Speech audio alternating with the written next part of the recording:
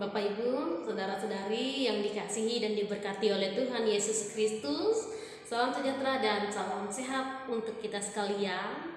Kita yakin dan percaya kuasa kasih Tuhan Yesus Kristus akan memberkati setiap kita dimanapun kita berada pada saat ini. Pada malam hari ini, kembali kita akan mendengarkan renungan malam edisi hari Sabtu tanggal 12 November tahun 2022. Kita akan mendengarkan firman Tuhan sesuai dengan Almanak Gereja Kalimantan Epanglis yang terdapat di dalam Injil Lukas pasal yang ke-17 ayat yang ke-20 hingga ayatnya yang ke-37.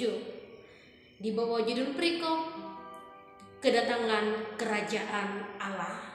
Bapak Ibu silahkan membaca secara pribadi masing-masing di rumah. Sebelum kita mendengarkan kebenaran firman Tuhan, mari kita berdoa. Pada saat ini Tuhan, kami ingin mempersiapkan hati dan pikiran kami untuk mendengarkan kebenaran firman-Mu. Terangi hati dan pikiran kami supaya kami boleh membaca, kami boleh memahami, kami boleh merenungkan, dan kami boleh menjadi pelaku firman Tuhan. Sehingga seluruh hidup kami diberkati oleh Tuhan Yesus Kristus.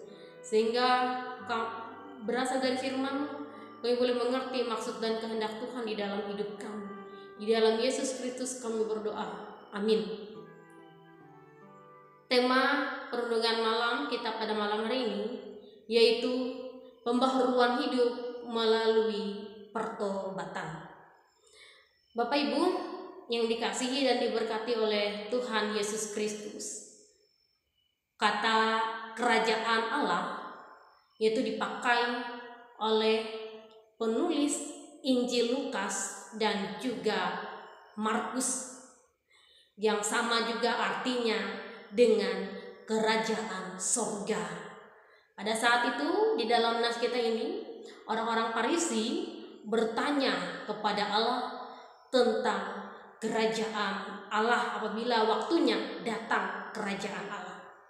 Kerajaan Allah adalah pemerintahan Allah sebagai raja dengan kedatangan Yesus Kristus, ya kedatangan sudah dekat.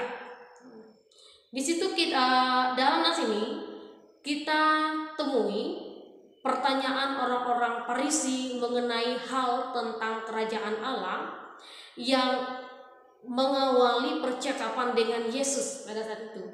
Mereka bertanya apabila kerajaan Allah akan datang, karena mereka berpikir bahwa kerajaan Allah bersifat sementara atau bersifat duniawi yang akan meninggikan bangsa Yahudi di atas segala bangsa yang ada di bumi ini. Yesus memberikan penjelasan, memberikan pemahaman bagi mereka bahwa yang pertama, kerajaan Allah itu tanpa tanda-tanda, bersifat sementara dan lahirnya. Sebaliknya, kerajaan Allah itu akan datang secara diam-diam, tanpa kemewahan, tanpa hingar-bingar dan tanda-tanda lahirnya. Kerajaan Allah itu memiliki pengaruh rohani yang mengubah hati dan juga kehidupan manusia yang tadinya memiliki hati yang angkuh, memiliki hati yang dangkal dan penuh dengan nafsu duniawi, diubahnya menjadi rendah hati, sungguh-sungguh, dan menjadi seorang yang rohani, dekat dengan Tuhan dan ingin memperbaiki hidupnya. Kemudian Yesus juga mengatakan bahwa kedatangan kerajaan Allah itu tidak jauh tapi dekat dengan kita, yaitu di dalam lubuk hati kita, yaitu seperti yang sudah saya katakan tadi tentang hati kita yang mau berubah, ya.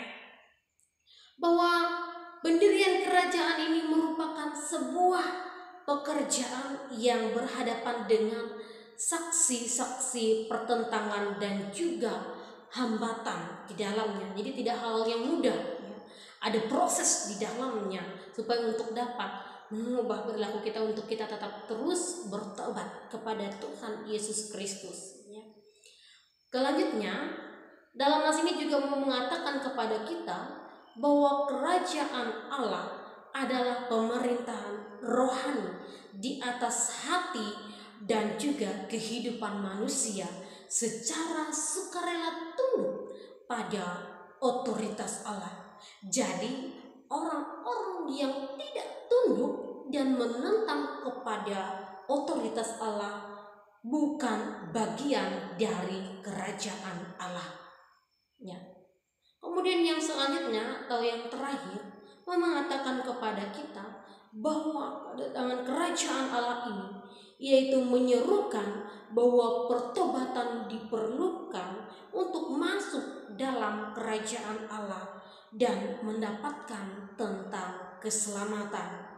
Salah satu hal yang dijelaskan oleh Tuhan Yesus Kristus tentang pertobatan, karena banyaknya kesalahan dan dosa yang dilakukan oleh manusia pada zaman Nuh dan juga pada zaman Lot yang sudah diuraikan dan sudah dijelaskan oleh Yesus kepada orang-orang Farisi, dan di mana pada zaman Nuh dulu ada pernah terjadi yaitu air bah yang membinasakan semua orang karena orang tidak hidup menurut perintah dan juga ketentuan Allah. Kemudian juga pada zaman Lot ya, mereka makan dan minum, mereka membeli dan menjual, mereka menanam dan membangun ya.